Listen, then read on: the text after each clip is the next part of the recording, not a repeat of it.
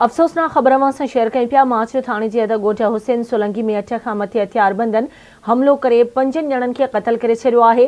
Firing में काबिल सोलंकी, परवेज़ सोलंकी ऐं हिक औरत हमीदा सीलरो बि शामिल आहिनि।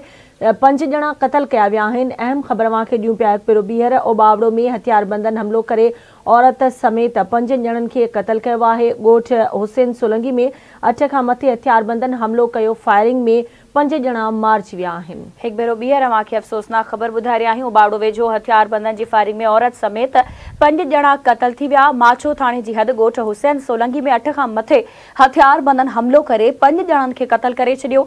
फायरिंग में काबिल सोलंकी, परवेज़ सोलंकी, हिकु औरत हमीदा सीलरो समेत 5 ॼणा मारिजी विया आहिनि। ओबावड़ो में वाक़ियो पेश आयो आहे। हथियारबंदनि हमलो करे औरत समेत 5 ॼणनि खे क़तल करे छॾियो आहे।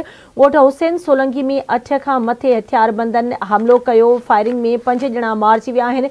मारिजी में हमीदा सीलरो, काबिल ऐं परवेज़ सोलंकी शामिल आहिनि।